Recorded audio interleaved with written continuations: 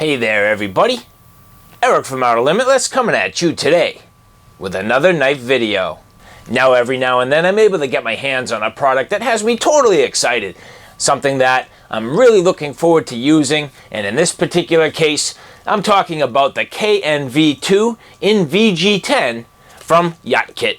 Now before I go too far, I'd like to say thank you very much to the people at JaktKit for providing this product for review today. Now in this particular case, I've been hanging out with this knife for about a week, and I have yet to even cut with it. Now what I mean by hanging out with this knife, I mean, like I said, I haven't had an opportunity to test this yet. I've wanted to put this video together and show you all the aspects of this knife before I put it to use. And so I've just been kind of hanging out and really holding this thing and taking a look at it and getting a good feel for it. And I'll tell you, I'm really excited to give this some good quality field use.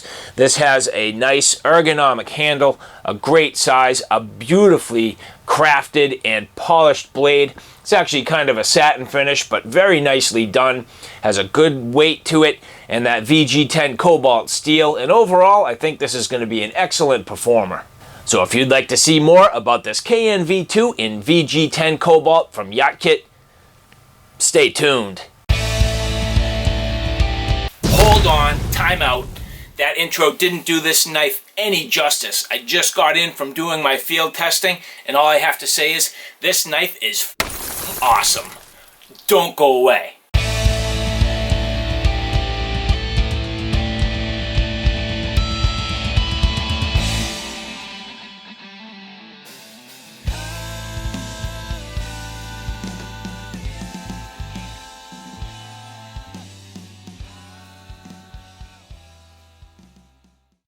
Now before we get too far, just want to cover some of the basics.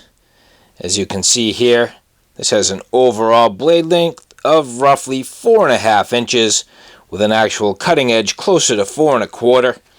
One of the things that you may see right away is that it is a full flat grind, yet when you look a little bit closer, it is nicely convexed and almost goes down to a zero grind. If you look at the very edge there, there is just a very slight, and I'm saying slight, secondary bevel, and I don't really think you could actually even consider it that. So for me, this is a wonderful overall blade shape, has a nice drop point design. Now a couple of features on this blade that I greatly like. First is the flat grind. I very much like a flat grind on my blades. And second is the convex edge, which will be very good in terms of giving it overall strength and durability. And, you know, I'm hoping that with some quality hard use, this thing's going to hold up nicely. And if you're familiar with this Knv2, the prior version of this is 99 CR18 MOV, which has tested extremely well. And the people at JaktKit put together this particular knife with VG10 to provide another offering, different blade steel, but also be a slightly cheaper and more affordable option. But they do believe that this will perform almost identically well to the 99 CR18 MOV in terms of the overall toughness and durability. Another feature that I'd like to point out is that there is a little relief on the back end of the blade here, which is very nice for the ability to sharpen that edge all the way to the back of the blade. That for me is always a plus. I really like to see a little sharpening choil there, so definitely a good thumbs up, nice detail. Now although in the video this handle does appear to be a black color, it's actually more of a green, and you'll probably see that better once I get outside to test the knife. This is considered to be a TPE handle. So there's a lot of knives out there with TPE handles. This is kind of the same sort of thing. This is not actually plastic, it is rubber, so it has a reasonably soft grip overall. Now there's a lot of texture going on here. If you look real close, you can see it does have somewhat of a diamond pattern. Now I wonder if that's going to be overall comfortable or a little bit aggressive for my hands. I don't typically wear gloves, but I think this will give good quality grip and probably excellent grip in wet conditions. So before we go and beat on this edge, let's just check it for sharpness right out of the box. Really smooth. Couple little snags, but that's just me. Oh yeah, nice ability to just curve right through that paper. I mean, that's a real clean cut there. Now taking the Knv2 out into the field, you'll see here just providing some real basic tasks. Here I am cutting some rope. Now overall this rope is pretty thick. It's about a ½ an inch in diameter, and even when doubling up the rope, you'll see that this knife can cut through it like butter. Now I felt as though this would be the perfect day for this test, where it was completely frozen in ice. A couple of nights before we had a real significant ice storm, so everything was really wet. Here you'll see that I'm processing some logs and getting them prepared so that I can start a fire. Now I literally pulled these logs directly out of the frozen water, as you can see below. So apart from processing the logs with a saw, I thought it would be a great opportunity to get some chopping tests on this knife. I was actually overall pretty impressed at its ability to do a quality job chopping. Now it's not the heaviest knife, but it definitely has a little heft even though it's a shorter blade. And you can see that it does a nice job taking some real significant chunks. Now I found that because of the overall short length of it, I had to be pretty careful not to whack my hand, but it definitely did a nice job chopping, and I felt as though it was pretty comfortable overall.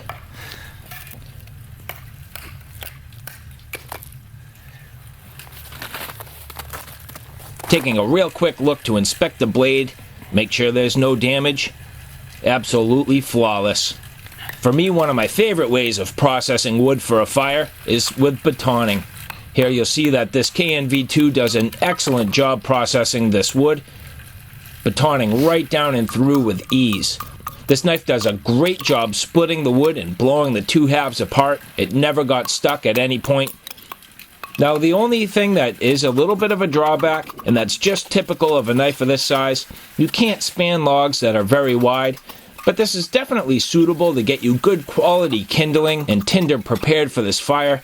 Now the key here being that I'm splitting these open to get to the dry wood on the inside of the logs. Again, these were completely frozen in the puddle beneath me, but as you can see, I'm splitting these open so I can get to the dry wood on the inside. Now while I was at it, I thought another great test would be some cross batoning. Here you'll see me splitting this log using a cross batoning technique. And most importantly, using almost a V technique, where I'm really stressing the edge of the blade as I hammer it down through the wood. Again, no problems whatsoever.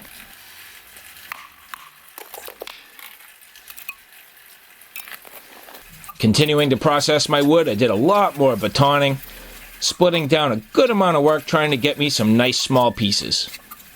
Overall, with these batoning tasks, I was very happy with the results. The knife performed excellent. Had great comfort, overall did a beautiful job splitting the wood, and even pounded down through some knots with ease. One nice thing about the geometry is that because the knife splits the wood so easily, it really minimizes the overall amount of effort that you need to actually perform the work. So I was very pleased with the results, and I think this knife performed extremely well. Now once I had my kindling prepared for the fire, I set up my fire like I usually do, using this little technique. I create a crisscross pattern, getting these pieces of kindling stacked up to the point where I can actually add some of my tinder to the inside, and this has a real nice airflow to allow oxygen to get into the fire to get it started. Now here you'll see me continuing to work this wood and process it down even smaller, getting some nice small pieces that would be perfect for my kindling and tinder. Even though I had some of these slightly larger pieces, I knew in this damp condition I would really need some good fine and dry wood. So here you'll see I'm just carving out some of the dry inner wood, trying to get it further prepared for this fire.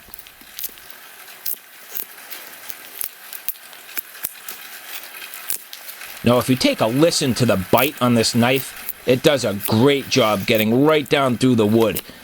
It did take me a little bit of effort like it typically would, but I can say that overall the knife was very comfortable, felt great in my hand, and did a beautiful job slicing. It's very easy to find that edge, and the convex grind is perfect for this application.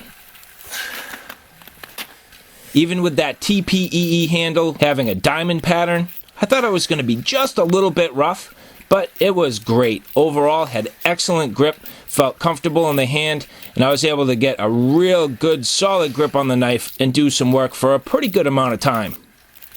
I found that overall there were no significant hot spots, and I very much enjoyed the way this felt in my hand. Now even further, trying to get some finer curls, that's where this knife really shined. Overall, I felt as though this was able to do some really nice fine work, get me some little feathers on some of these pieces of wood, and give me a great chance at getting this fire started.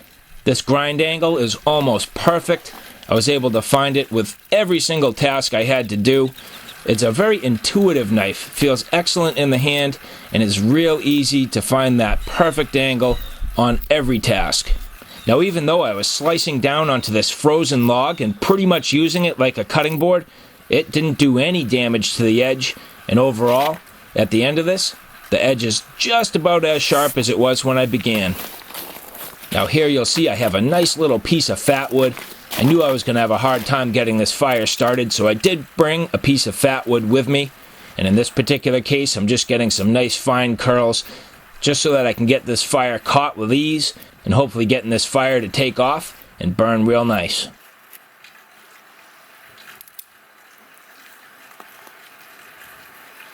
Now even trying to continue to process this down even further, here you'll see I'm using the spine of the knife to actually get some fine little powder off of this fat wood.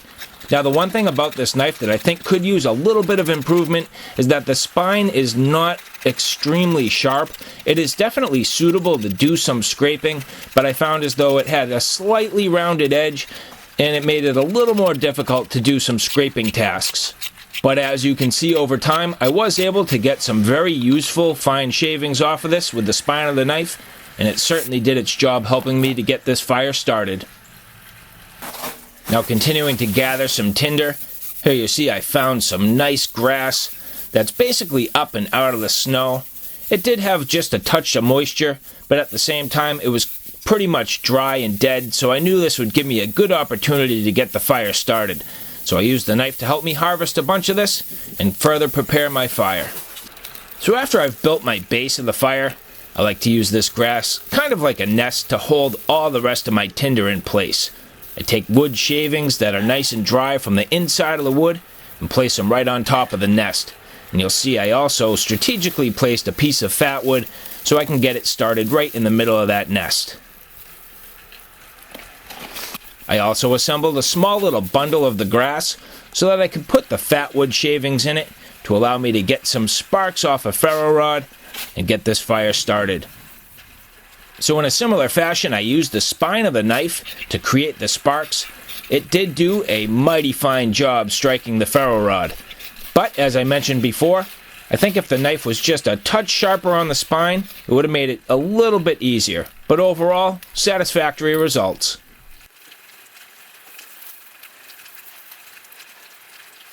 Getting my tinder bundle started, here you'll see I transferred my fire from the bundle over to my fire.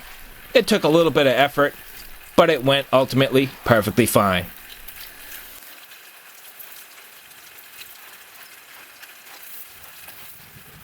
Once I got into this process, I took my strategically placed piece of fat wood, got that started, dropped that nest right on top.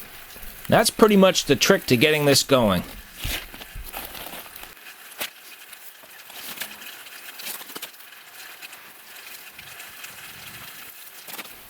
Now even though I had this fire going pretty good, it did need a little bit of convincing, so I would just blow on it enough to give it a little additional oxygen, fan those flames, and get this spread through the entire tinder bundle.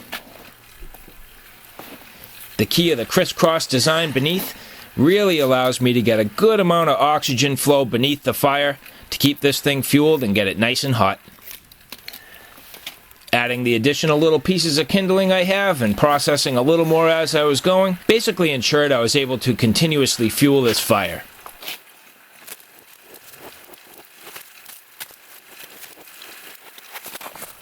And again, making sure I just tended to it until it was nice and hot and able to sustain.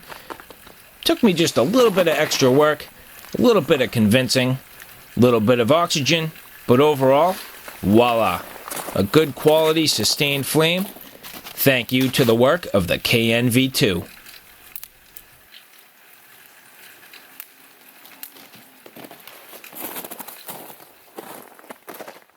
Now this Knv2 performed wonderfully, not just in the outdoor application, but also with general food preparation and eating tasks. I've used this knife on a number of occasions at this point for food prep, and I really enjoy it. There's a couple of great features about it, but mostly the fact that it is a stainless steel, so no matter what you're doing, it's going to resist rust and patina, and overall, it's a good, comfortable size. It's not the largest knife, so it wouldn't be a great chef knife, but overall, it's good for smaller tasks and general food preparation. And as you can see here, it's done a wonderful job, and I very, very much enjoy having this knife in my hands. Now this Knv2 comes with a very nicely made molded Kydex sheath. When talking to the people at JaktKit, they told me that they essentially designed both the knife and the sheath at the same time to make a really sound and integral setup. The sheath has numerous lashing points, nice eyelets, and different areas you could potentially lash this to a pack. On the back of the sheath, it has a webbing loop to allow you to attach it to your belt or to a pack. Some people, I think, might find this to not necessarily be their optimum choice, maybe preferring like a leather back or potentially some sort of a Kydex dangler, but for me, this is actually just about perfect. I do intend on using this knife in wet or moist environments, so to have something like this that's going to be moisture tolerant is definitely a plus. Now you can see that this Kydex is very well formed, perfectly to the knife. It has excellent retention with absolutely no rattle at all, so it is very nicely molded. It has just a tiny little dimple here to help with some additional added retention, and in the end has a little drainage hole. I very much like this sheath. I think it's an excellent option. It's nice that it could be both right hand or left hand carry. It's versatile, and overall is a perfect option for this Knv2. And even after all that work, you can see the blade still has its nice shine, that satin finish, some little scrapes here and there and scratches, but that's basically going to happen with anything. So overall, this blade held up very nicely, looks excellent still. And let's just check the sharpness real quick. So we'll just come back to that real quick paper test. So you can see that it's still really sharp. A little bit of snag in there. Couple little spots where it's snagging, but overall still quite sharp. And another way I like to test my blades is basically with that fingernail test. So as I'm going along my thumb here, this is quite sharp. The blade's not sliding at all. Then when you get to right here, you can see up in that belly and towards the tip of the knife now, it is sliding a bit. But if you review back and see the work I was doing, I was really bearing down on this portion of the blade right against that sort of frozen log, as I was using it kind of like a cutting board. So you can see why this particular section of the knife would have dulled out on me just a touch. So just a little bit right there, but the rest of it, that's good and sharp. So nice edge overall. Did a great job with the edge retention. All right, so now to wrap up my final thoughts on this Knv2. So what do I think? Well, I'll tell you. I mean, I handle a lot of knives. I've reviewed a lot of knives on this channel. This to me is one that I naturally gravitate towards. I didn't think I would for sure. At first, I had no real idea, but now that I've held this and I've used it, I love this knife. It is a great option. I like the steel. I like the overall size and feel and the fit, quality, fit and finish, the blade geometry. Wonderfully done. Very nicely done. This is, and I'm not going to say like my favorite knife, but it is up there. There really isn't too much I would do to change this knife at all. If I had one suggestion, it would be just to get a little bit sharper on that spine. It did a nice job both with the scraping of the fat wood and also the fire steel, but it took a little bit of effort. but I think a little bit sharper spine would do this knife a little more justice. I am very impressed, and I'd like to say great job to the people at JaktKit. You're doing an excellent job, beautifully made. Thank you very much for this opportunity, and I really suggest all of you taking a look at these knives. And if you've been watching my channel for a long time, you know I tend to like a knife in that 6-inch range for my typical camp knife. I'll tell you what, if the people at JaktKit are down with a challenge, I would love to see a blade of theirs in a 6-inch offering with a finger choil.